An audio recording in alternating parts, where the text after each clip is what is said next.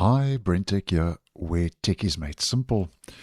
So about a month ago, I let you know that Google was testing overriding your CPU performance in the Canary version of the browser, which is an early preview version, where a new setting had become available, which basically allows the browser to spoof how powerful your hardware appears to a website.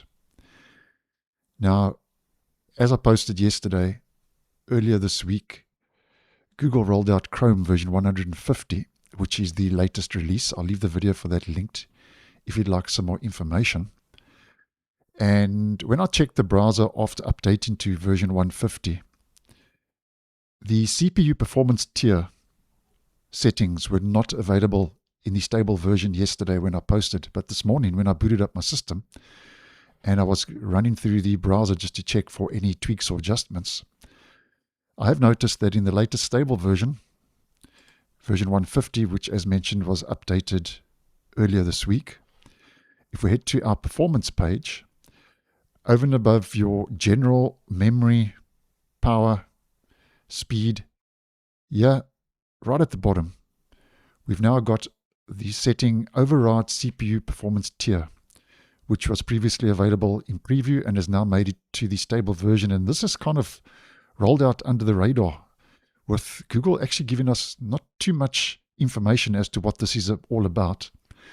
And it seems to be becoming more widely available now because it's on both my devices in the stable version, which is always a good indication that the rollout is becoming more widely available to more users. So a quick recap if you missed that previous video. What this is all about is it says override CPU performance tier, manually set the CPU performance tier reported to websites. And here you can see my CPU, which is giving me the specs of the CPU on this machine. And it says the nominal performance tier is tier 3, which is high. Now on my other device, which has a newer processor, it says the nominal performance tier is tier 4, which is ultra.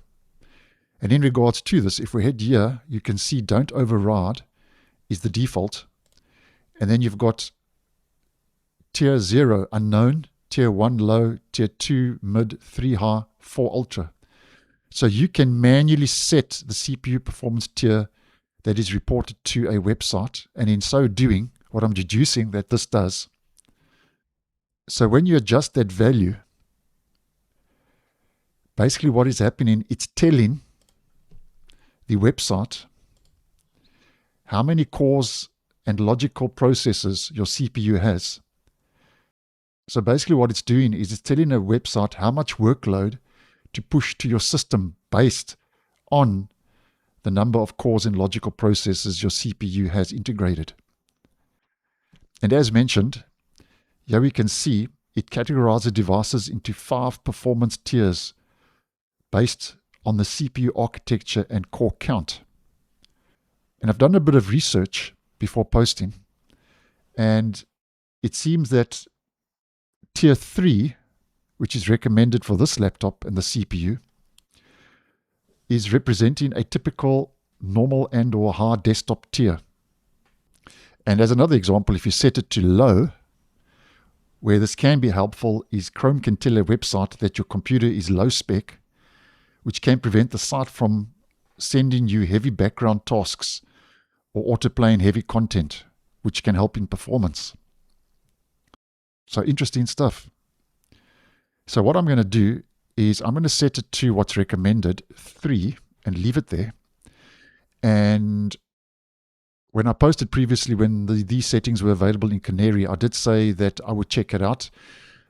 But I haven't noticed too much difference in Canary because I don't really use Canary to browse that often. But in Google Chrome, which is my main browser, obviously now setting that to the tier that's recommended, I might have a better chance of actually noticing something that I maybe can report back to you guys in the future.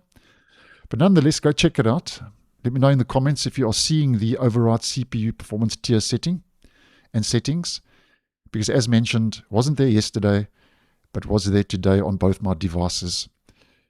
And also, when you do set yours, just let me know in the comments from time to time if you are noticing any difference when adjusting that setting.